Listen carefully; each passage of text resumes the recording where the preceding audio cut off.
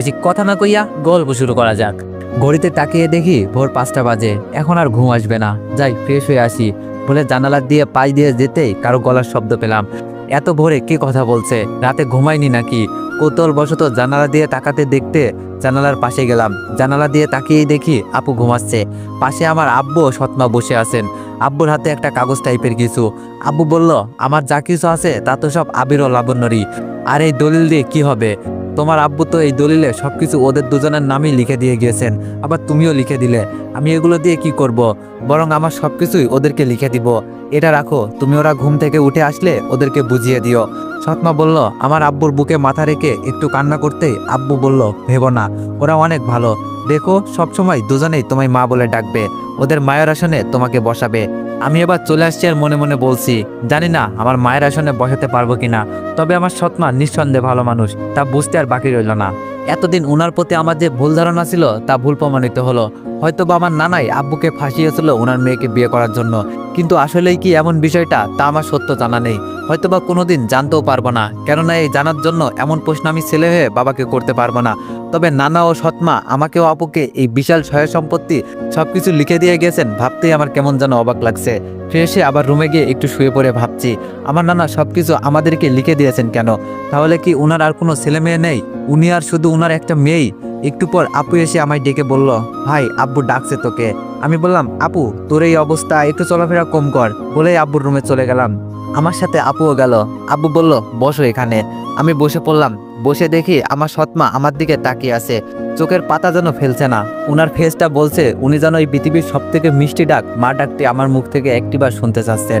আব্বু বলল, শুনো আবির, তোমার নানার মৃত্যুর জন্য আমরা 4 দিনের দিন খাওয়া দাওয়ার আয়োজন করব, তাই তোমার সাথে আলোচনা করতে ডেকে পাঠিয়েছি। আমি বললাম, আচ্ছা আব্বু। এবার বুঝলাম আব্বু কেন কাল বাড়িতে না যেয়ে বলল আমাদের কিছু কাজ আছে। আমার সৎমা ওই রাতে কাগজটি আমায় বের করে দিল। আমি যদিও জানতাম এটা কিসের কাগজ আর কেনই বা দিল, তবুও জানতে চাইলাম এটা কিসের কাগজ। আমার সৎমা বললেন, আমার আব্বু মানে তোমার নানা, ওনার সব সম্পত্তি তোমাকেও তোমার আপুকে লিখে দিয়ে গেছেন এবং আমিও সব লিখে দিয়েছি। আজ থেকে এই সব সম্পত্তি তোমাদের। এই সব কিছুর দলিল এটা, বাবা নাও তুমি। আমার সৎমার কথাগুলো শুনে আমি বুঝছি না আমি এইসব স্বপ্ন দেখছি না তো, নাকি আসলেই বাস্তবেই কাল রাতে যা দেখছি আসলেই তা সত্যি। আমি বললাম, আমি এসব কেন নিব? এগুলো তো আমার বাবার না, মানুষের কোনো কিছুই তো আমি নিব না। আপু বলল, ভাই এগুলো কি বলছিস? মানুষের কেন হবে? এগুলো আমাদের মায়ের।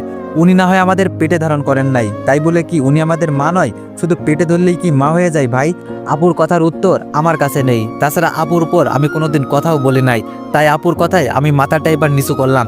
আব্বু কিছু বলছে না, কেননা আব্বুর বলার মতো এখানে কিছুই নেই। একটু পর মাথা তুলে সামনে তাকাতেই দেখি আমার সৎমা কান্না করছে এবং শাড়ির আঁচলটা দিয়ে চোখটা মুছছেন। সৎমা বললেন, বাবা আর যদি তোমাদের মা হয়ে এইগুলো তোমাদের দিতাম তাহলে তো অবশ্যই নিতে, তাই না? আসলে ডাক্তার আমায় বলেছিল আমি নাকি কোনোদিনও মা হতে পারবো না, তাই যেদিন থেকে জানতে পারি তোমার আব্বুর ছেলে ও মেয়ে রয়েছে, সেদিন থেকেই ভাবতাম আমি তাহলে তোমাদের পেটে না ধরেও মা হব, মা ডাকটা শুনতে পাবো, কিন্তু সেটা আমার ভাগ্যে নেই। আমি বললাম, কে বলেছে নেই মা? আজ থেকে আমি তোমাকে মা ডাকবো। বিছানা হতে দলিলটা তুলে নিয়ে বললাম, এটা তোমার কাছেই রাখো। উনি এবার কিছুটা কান্না ভেজা কণ্ঠে সুরে হাসি দিলেন।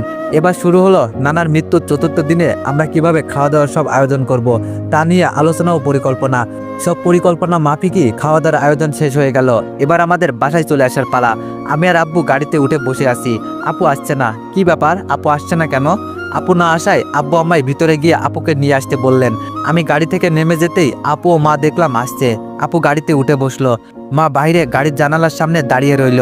আব্বু গাড়ি স্টার্ট দিতেই আপু আব্বুকে গাড়ি বন্ধ করতে বললেন। আপু বলল, ভাই একটা কথা বলি। আমি বললাম, আপু বল। আপু বলল, মাকে আমাদের সাথে নিয়ে যাবি? উনি তো এই বাসায় পুরো একা, একা একা কিভাবে থাকবে? আমি আপুকে ইশারায় বললাম, আমায় নয় আব্বুকে বল। আপু যদি আব্বুকে বলে আমি জানি আব্বু না করবে না। এবার আপু আব্বুকে বলল, আব্বু সম্মতি দিলেন। আমি গিয়ে আব্বুর সাথে সামনে বসলাম আর আপু ও মা পিছনে বসলো। আমি ভাবছি জন্মের পর মায়ের আদর পাইনি, কিন্তু আমার ভাগ্য হিসাব লেখা থাকবে সত্যি আমি বিশ্বাস করতে পারছি না। এবার আমি সৎমাকে নিজের মায়ের মতো করে পেয়ে গেলাম। জানি না মায়ের আদর কেমন হয়, উনি আমার সন্তানের আদর দিবেন কিনা তা সময় বলে দিবে। তবে উনি যে নিশ্চিত আমাদেরকে নিজের সন্তান হিসেবে মেনে নিয়েছে তা বোঝা যাচ্ছে। বাসায় চলে আসলাম। আমি আমার রুমে এসে একটু ফ্রেশে শুয়ে রয়েছি। ব্যস্ততায় অনু অনেকবার ফোন করেছিল, ধরাই হয়নি, তাই অনুকে ফোন করলাম। একবার, দুইবার, তিনবার ফোন দেওয়ার পর অনু এবার ফোনটা ধরলো। অনু অনেক জোরে চেঁচিয়ে বলল, তুই কে রে কুত্তা? কি কি ব্যাপার, আমি কি রং নাম্বারে ফোন দিয়েছি নাকি? অনু তো আমায় কোনোদিন কুত্তা বলে না, আবার তুইও বলে না। ফোনটা সামনে নিয়ে দেখি, না এটা তো অনুরই নাম্বার। আবার ফোনটা কানে নিয়ে হ্যালো বলতেই, এই তুই আমার সাথে কথা বলবি না আর কোনোদিনও ফোন করবি না। এবার বুঝলাম এটা আসলে অনুই চরম রেগে গিয়েছে, তাই এভাবে বলছে। আমি বললাম, অনু আমার কথাটা তো শোনো আগে। অনু বলল, কিছু শোনার মতো নাই। বলেই অনু এবার শুরু করে দিল বাংলা মন্ত্র পড়া। আমি চুপ করে থাকলাম, কেননা আমার একবার হলেও উচিত ছিল অনুকে এইসব বলা। ওটা না 5 মিনিট আমায় মন্ত্র শোনালো বাংলা ভাষায়। আমি বললাম, শেষ হয়েছে তোমার এবার, আমি কিছু বলতে চাই। অনু চুপ করায় বুঝলাম ওর মন্ত্র শোনানো শেষ। আমি বললাম, আমার নানা মারা গিয়েছে, ওনার বাসায় গিয়েছিলাম, তাই ফোনটা ধরা হয়নি। অনু বলল, ও সরি, আমি আসলে বুঝি নাই আবির, আমায় মাফ করে দিও। আমি বললাম, ইটস ওকে। মনে মনে বলছি, গরু মেরে জুতা দান করেছে। তবে অনু, তুমি থেকে তুই বলাই বেশ মজা পাইছি, ভালোই লাগছিল। ওকে তুই করেই বলতে বললাম। অনু বলল, আগামী কাল থেকে কলেজ খুলবে আর রেজাল্টও এই সপ্তাহে দিয়ে দিবে। কলেজে যাবি? আমি বললাম, না তুই যা, আমি 1-2 সপ্তাহের মতো কলেজে যাব না, কিছু কাজ আছে, শেষ হলে তবে যাব। অনুর সাথে অনেকক্ষণ কথা চললো এবং ঘুমিয়ে পড়লাম। এতদিন পর্যন্ত প্রতিদিন সকালে ঘুম ভাঙতো হয় আপুর ডাকে নয় অনুর ফোনে, কিন্তু আজ ঘুম ভাঙলো আমার সৎ মায়ের ডাকে। সৎ মা বললেন, ওঠো, অনেক বেলা হয়েছে, এই নাও কফি, আর কিছু মনে করো না কফিটা ভালো না হলে। আমি উঠে কফির মগটি হাতে নিলাম। উনি আমার বিছানা সহ পুরো ঘরটা গুছাতে লাগলেন। কফির মগে চুমুক দিতেই আজ ছাদটা অন্যরকম লাগছে। প্রতিদিন আপু না হয় আব্বু কফি বানায়, আজ মনে হয় মা বানিয়েছে। তবে কফির স্বাদটা নিয়ে বুঝলাম আব্বু কেন এত সুন্দর রান্না পারেন। আমি বললাম, মা থাক না, এগুলো আমি গুছিয়ে নিব, আপনি যান। সৎমা বললেন, একটা কথা বলবো বাবা। মা বললেন, একটা কথা বলবো বাবা। আমাকে আপনি করে নয়, হয় তুমি করে, না হলে তুই করে বইল। আমি বললাম, আচ্ছা তুমি করে বলবো, কিন্তু কিন্তু কি বলো? আমাকেও যে একটু আগে তুমি করে বলা হলো, তা বলা যাবে না, তুই করে বলতে হবে। মা বলল, আচ্ছা আচ্ছা ঠিক আছে, তাই বলবো। কিছুক্ষণ কথা হওয়ার পর উনি বাইরে গেল। আসলে মায়ের আদরটা কি জিনিস তা আমি আজ একটু বুঝলাম। সত্যি নিজের মায়ের আদর না পেয়ে এমন একজন সৎ মায়ের কাছে এমন মায়ের আদর পাবো তা কোনোদিন ভাবিও নাই। আমি উঠে ফ্রেশ হয়ে সকালের নাস্তা খেতে টেবিলে গেলাম। মা সব পরিবেশন করছে। চেয়ারে বসে সামনে তাকাতেই দেখি আপু একটা চিৎকার করলো। মা ও আমি দৌড়ে আপুর কাছে যেতে মা বলল, তাড়াতাড়ি গাড়ি বের করো, লাবণ্যকে হাসপাতালে নিতে হবে, ও মা হতে চলেছে। আব্বু চেঁচামেচি শুনে দৌড়ে আসলেন এবং গাড়ি বার করলেন। আপুকে নিয়ে হাসপাতালে চলে গেলাম। ডাক্তার আপুকে অপারেশনের জন্য ভিতরে নিয়ে গেল। আমি, আব্বু আর মা বাইরে বসে রইলাম। কিছুক্ষণ পর ডাক্তার বের হয়ে বললেন, অপারেশন সাকসেসফুল, মা ও ছেলে দুজনেই ভালো আছে। ভিতরে গিয়ে সবার আগে আমি ভাগ্নেকে কোলে তুলে নিলাম। মাম্মা দেখি পুরোই রাজকুমার আর পুরোই মাসুদ ভাইয়ের কফি। হাই ভাগ্নে, হাই ভাগ্নে বলাই আমার শরীরে সব কাপড় নষ্ট করে দিল, আমার শার্টে দিল প্রসাব করে। মা এসে ভাগ্নেকে নিয়ে বলল, তুই যা, জামাটা একটু ধুয়ে আয়। জামাটা একটু ধুয়ে ফেলার জন্য ওয়াশরুমে যেতে অনু ফোন করলো। এক হাতে জামাটি ধুচ্ছি আর অন্য হাতে কল রিসিভ করে অনুকে হ্যালো বললাম। অনু বলল, আবির তুমি কোথায় আছো? আমি এখনই তোমার সাথে দেখা করতে চাই। আমি বললাম, এভাবে কেন বলছো, কি হয়েছে অনু? অনু বলল, আব্বু মিতুর ভাই মাসুদ ভাইয়ের সাথে আমার বিয়ে ঠিক করে ফেলেছে আবির, আমি এই বিয়ে করতে পারবো না, আমি হয় তোমাকে বিয়ে করব, না হয় মরবো। অনুর কথা শুনে আমি যেন আকাশ থেকে পড়লাম। অনু এটা কি শোনালো আমায়? আমি এই আনন্দের দিনে এটা শুনবো কল্পনাও করি নাই। মাসুদ ভাই অনুকে, মাসুদ ভাইয়া অনুকে বিয়ে করবে, এটা আমি কি শুনলাম? মাসুদ ভাইয়ার ভিতরের রূপটা এমন, সত্যি ভাবা যায় না। সি, ওয়াশরুম হতে চলে এসে আব্বু মাকে বললাম, আমার একটু দরকারে বাইরে যাচ্ছি, একটু পর ফিরবো, বলেই চলে আসলাম।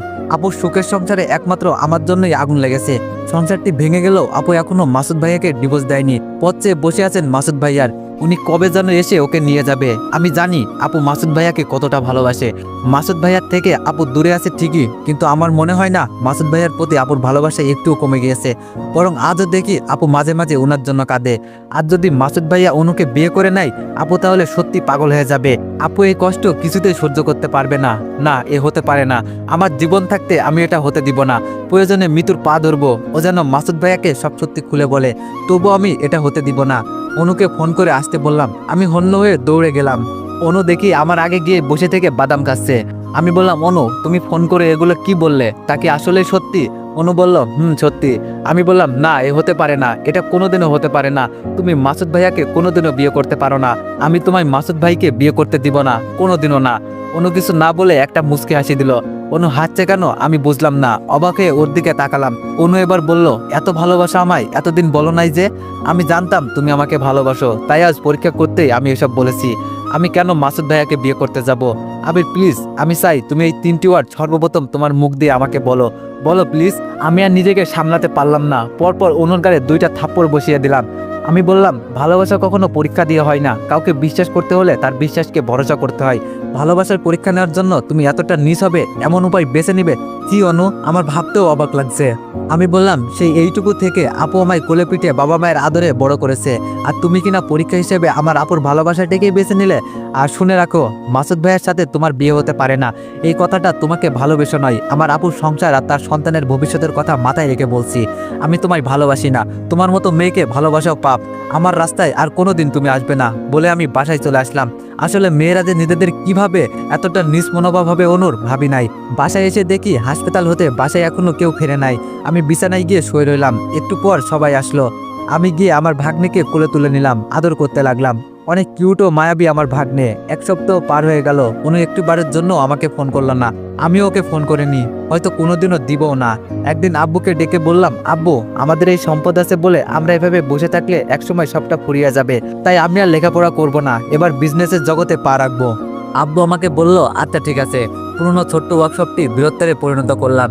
যেই গার্মেন্টসে আমার আপু কাজ করতো ওই গার্মেন্টসটাকে কিনে বসলাম। মাঝখানে মায়ের সাথে কিছু মনোমালিন্য হলেও অবশেষে আমি রাজি হয়ে গেলাম সবার ইচ্ছায়। একদিন মা বলে বসলো, বাবা, এই বাসা তো আমরা পরিবর্তন করতে পারি। তোমার নানার বাসাটিতে কেউ নেই, খালি পড়ে আছে, আমরা তো ওখানে থাকতেই পারি। সবাই ওই বাসায় থাকলেও আমি থাকতে পারবো না। আমি তা মাকে সাপ করে বলে দিলাম। এই নিয়ে মায়ের সাথে মূলত কিছুটা মনোমালিন্য হয়, কিন্তু আজ আমিও রাজি হয়ে গেলাম। এই ছোট্ট বাহারটি ভাড়াটে করে দিয়ে নানার বাসায় পাড়ি জমালাম। আজ আমার জীবনে সবকিছুই পরিবর্তন হয়ে গিয়েছে। সারাদিন অফিস করে বাসায় এসে ভাগ্নের সাথে আনন্দ দুষ্টুমিতে মেতে উঠতাম। আজ আমার নামটি দেশের নামকরা স্বল্প বয়সী বিজনেসম্যানের মধ্যে যোগ হয়েছে। বাড়ি গাড়ি এমনকি নামের সাথে অফিসের কর্মকর্তারা চৌধুরী যোগ করে ডাকেন। মাসুদ ভাইয়া, মিতু বা অনু কারোর সাথে আমার আর এই একটি বছরের জন্য কোনোদিনও দেখা হয়নি। আমি দেখা করার চেষ্টাও করিনি। সমাজে যেখানে টাকা পয়সার অভাবে এতিম দরিদ্র ছেলেমেয়েরা পড়াশোনা বন্ধ হয়ে যায়, সেখানে আমি আমার হাতটা বাড়িয়ে দিই। কেননা আমি এই জীবনের এক পর্যায়ে ওদের মতোই এতিম ছিলাম। এরই সুবাদে আমি যেই কলেজে পড়তাম সেই কলেজে প্রধান অতিথি হয়ে এক অনুষ্ঠানে ডাক পেলাম সমাজে হতদরিদ্র ও এতিম মানুষদের সাহায্য করার জন্য। কলেজে একটা ক্লাব খুলব, মূলত তারই জন্য অনুষ্ঠানের আয়োজনটা করা হয়েছে। আমি ওদের ডাকে সাড়া দিলাম এবং যাব বলে জানিয়ে দিলাম। ভাবতেও যেন অবাক লাগছে, মানুষের ভাগ্য কি লেখা আছে তা আসলে বলা অনেক কঠিন। আজ যে কলেজে পড়তাম, একসময় সেই কলেজের এক অনুষ্ঠানে আমি প্রধান অতিথি হয়ে যাচ্ছি। আমার ভাগ্নেকে সাথে নিয়ে যাব বলে ভাবলাম। এই এক বছরে যতটা পরিবর্তন হয়েছি, সব পরিবর্তন বদলিয়ে আগের মতো এতিম ও গরিব বেশ ধরলাম। আমার ভাগ্নেকে কোলে নিয়ে ভাড়ায় চালিত গাড়ি করে অনুষ্ঠানে প্রধান অতিথি হয়ে গেলাম। একটু সামনে গিয়ে চেয়ারে বসে ভাগ্নেকে নিয়ে বসে বাদাম খাচ্ছি আর এদিক ওদিক তাকাচ্ছি, কেননা আমি অনার্স দ্বিতীয় বর্ষে ওঠার পর পড়ালেখা বাদ দিয়েছি। আর সেই হিসাবে অনুর এখন তৃতীয় বর্ষে পড়ালেখা করার কথা, কিন্তু অনুকে দেখছি না। আমার পাশে বসে থাকা দুই ভদ্রলোক গল্প করছিল। প্রিন্সিপাল স্যারকে কতবার বললাম আবির চৌধুরীর মতো মানুষকে এই অনুষ্ঠানে প্রধান অতিথি না করতে, উনি শুনলেনই না আমাদের কথা। ওনার মতো মানুষ কি এই অনুষ্ঠানে আসবেন নাকি, এবং এই ক্লাবে কি স্পন্সর করবেন কখনো? কখনোই করবেন না। এবার বুঝুক ঠেলা, অনুষ্ঠানের আয়োজন সব লক্ষ্যটাই বৃথা গেল। মাঝখান থেকে শুধু এতগুলো টাকা নষ্ট হয়ে গেল। আর মাত্র 5 মিনিট সময় অনুষ্ঠান বাকি, এখনো প্রধান অতিথি আবির চৌধুরী আসে নাই। ফোন দিলে ফোন বন্ধ দেখাচ্ছে। আসলে সবার কি প্রতিক্রিয়া আমার বিষয়ে সেটা শুনতেই আমি এভাবে এখানে উপস্থিত হয়েছি। অনুষ্ঠান শুরু হয়ে গেল। দুই টিমে স্টেজে উঠলো। দেখতে দুইজনকেই বেশ সুন্দর লাগছে। ওরা মাউথ স্পিকার নিয়ে বলল, আজকে এই অনুষ্ঠানটি আমরা দুইজন উপস্থাপনা করছি, আমি অনু আর আমি মিতু। তার মানে এরা দুইজনেই অনু আর মিতু। আরে বাহ, মেকআপে দেখছি দুইজনকে চিনতেই পারি নাই। অনুষ্ঠান শুরু হয়ে গেল। মামা ভাগ্নে বসে অনুষ্ঠান উপভোগ করতে লাগলাম। একটু পর আমার ভাগ্নে কান্না করছিল, তাই পাশে বসে থাকা ওই ভদ্রলোক স্যার দুইজন বলে বসলো, এইটুকু বাচ্চা নিয়ে কি অনুষ্ঠান দেখতে আসে? নিজেও দেখবে না, আবার আমাদেরকেও দেখতে দিবে না। এক স্যার বলল, কি ব্যাপার, তোমাকে এই কলেজেরই ছাত্র মনে হচ্ছে, তুমি আবির না? আমি বললাম, স্যার আমি আবির।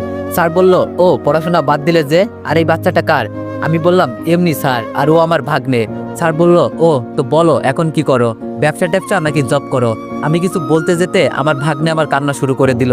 আমার আর কিছু বলা হলো না। আবার ওনারাও একটু পর উঠে গেলেন। অনুষ্ঠান প্রায় শেষ। একটা যৌথ নাচটি দিয়ে অনুষ্ঠানটি শেষ হবে এবং নাচবে উপস্থাপক অনু ও মিতু। বেশ ভালোই নাচ করলো দুইজন। নাচ শেষে অনু মাউথ স্পিক নিয়ে বলতে লাগলেন, অন্তত দুঃখের সাথে জানাচ্ছি যে আমাদের অনুষ্ঠানে আসবে পথে থেকেও শেষ অবধি প্রধান অতিথি আসে নাই। আমাদের অনুষ্ঠানের উদ্দেশ্যটাই বৃথা গেল। কোনো উদ্দেশ্যই বৃথা যায়নি বলে জোরে চিৎকার দিয়ে উঠলাম। আমি ভাগ্নেকে কোলে নিয়ে স্টেজের দিকে যেতে লাগলাম। ভাগ্নেকে নিয়ে স্টেজে উঠলাম। আমাকে দেখে অনু চুপ হয়ে গেল। মিতু বলে উঠলো, আরে তুই এখানে কেন? প্রিন্সিপাল স্যার বললেন, কে আপনি? আমি বললাম, আমি আর কেউ নয়, যাকে এই অনুষ্ঠানে প্রধান অতিথি করে ফোন ও চিঠিতে দাওয়াত করেছেন, আমি সেই আবির চৌধুরী। এবার মাউথ স্পিকারটা হাতে নিলাম। সামনে খেয়াল করে দেখলাম মিতুর ভাই সহ বেশ কিছু পুলিশ এই অনুষ্ঠানে উপস্থিত হয়েছে। আমি এবার সবার উদ্দেশ্যে কিছু কথা বলতে লাগলাম। আপনারা ভাবছেন আমি এভাবে কেন এসেছি, আর আমার কোলে এটা কে, তাই তো? আসলে আমাকে কে কী ভাবে তাই দেখার জন্য এভাবে এসেছি। আর এই ছেলেটি আপনারা যে কাজ করতে বা যেই উদ্দেশ্য নিয়ে ক্লাব খুলছেন তারই একটা অংশ। ওর বাবার থেকেও নেই, আজ জন্মের 1 বছর, তবু ওর বাবার মুখটি দেখেনি। ও এতিম, আমার ভাগ্নেও। আর মজার বিষয় হলো এই স্টেজেই ওর ফুপু ও স্টেজের সামনেই দাঁড়িয়ে আছেন ওরই জন্মদাতা বাবা। সবাই ভাবছে আমি কোথা থেকে এসে এইসব কি বলছি। সবাই যাতে বিষয়টা মনোযোগ সহ শুনে এবং বিশ্বাস করে, তাই পকেট হতে 1 লাখ টাকার নগদ একটা বান্ডিল ও আরও 1 লাখে চেক সাইন করে প্রিন্সিপাল স্যারের হাতে দিয়ে বললাম, এই ক্লাবের কাজ যত দ্রুত শুরু করে দিন। সবাই অবাক ও হাততালি দিয়ে উঠল। এবার আপনাদের উদ্দেশ্যে আমি কিছু বলতে চাই আপনাদের, যদি আমায় সময় দেন। সবাই বলল, বলেন, আমরা শুনবো। আমি বললাম, আজ এখানে অনেক মেয়ে উপস্থিত আছে, তাদের উদ্দেশ্য করে ও এক নিষ্ঠুর বাবার কাহিনী বলবো আপনাদের। 10 মিনিট শুনবেন কি? সবাই শুনতে চাইলে বলতে লাগলাম। তো সবাই কিউএনএ ভিডিওর জন্য বেশি বেশি কমেন্ট করো। ধন্যবাদ।